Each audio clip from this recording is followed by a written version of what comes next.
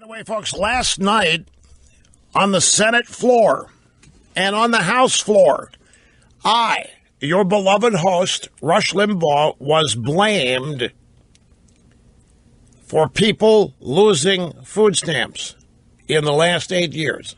I, Rush Limbaugh, Senator Dick Turbin took out after me, and Mark Vesey, Democrat in Texas, they both blamed me for attacking labor unions and then promoting government shutdowns, which led to food stamp cuts and so forth. Now, why in the world would I be blamed on the floor of the House for something that happened during the Obama administration? What in the world is the politics of this? And the answer is 2 words: fundraising. But nevertheless, I'll take it. It's a badge of honor. Just wish my parents were alive. Hear their son's name regaled on the Senate floor. If anything, he's late. If anything, he's listening to the program here for as long as he can before he has to go out there and announce the new labor secretary. Well, we'll jip it whenever it happens. I don't know if there's going to be any questions beyond the introduction of the labor secretary. I mean, Trump gets in, gets it, and gets out. At the joint presser with Bibi Netanyahu yesterday, it was 4 questions. And I really hope he continues ignoring ABC, CBS, NBC. But if Dan Rather were there, that wouldn't be a bad guy to call on. But Dan Rather's not going to be there.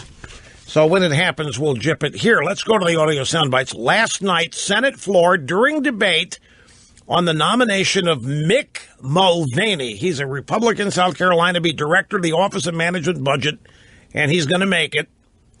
Here's Durbin, Dick Durbin of Illinois. Again, debate on the nomination of the guy to be director of OMB. When Mr. Mulvaney and the Republicans succeeded in shutting down the government for 16 days in 2013, it cost the American economy $20 billion. Do you remember that? Rush Limbaugh got on his radio show and said, if they shut down the government, no one will even notice. Well, guess what, Mr. Limbaugh? They noticed. People struggling to survive in America who relied on programs like food stamps, they had their food in jeopardy and in danger because Congressman Mulvaney and his friends thought that a display of political power here, shutting down the government, was just the right recipe for America. Wait a minute. These clowns told us throughout all these shutdowns, this 16 days big whoop, that no welfare was ever affected, right?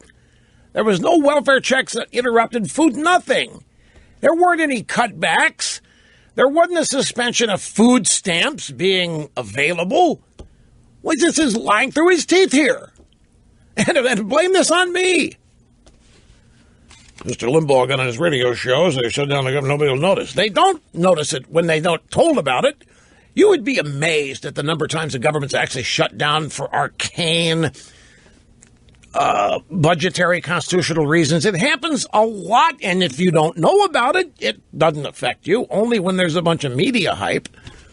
But they've always said that no impact ever comes. The last time they said there was starving kids in 95 in that budget deal.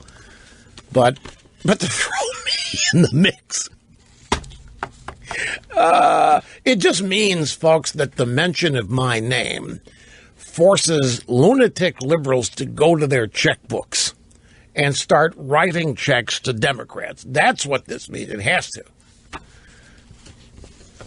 Well, there may be a little bit more to it than that, but that's clearly part of it. Now, let's go over to the House.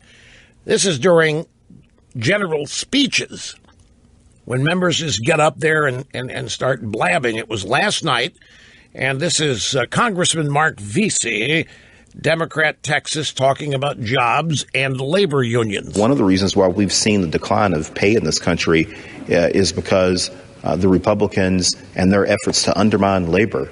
And when you start talking about undermining labor, and when you turn on these talk radio shows, you turn on the Rush Limbaugh show, they're always talking about how bad unions are in this country. Think about the middle-class jobs that many of these union shops brought to all communities, whether it was the white community, the Hispanic community, black. They allowed people to be able to put some food on the table. Who was it that wrote off the white working class in the last election? The Democrat Party, starting with an op-ed by Thomas B. Edsall that ran in the New York Times in November of 2011. They announced it as a campaign strategy. They were going to ignore white working-class voters and instead throw in with what they thought was going to be a majority of all the minorities in this country combined into one giant coalition. But even beyond that, how do I make this soundbite? That's right. I'm taking food off people's tables. That's exactly right. People want to put food on their table, and I'm taking food out of the mouths of babies. I'm taking food off their tables because I have criticized unions at some point. All of this going on during Obama's 8 years. So I guess we were more effective than we knew in gumming up the works of the Obama regime. I don't know, folks.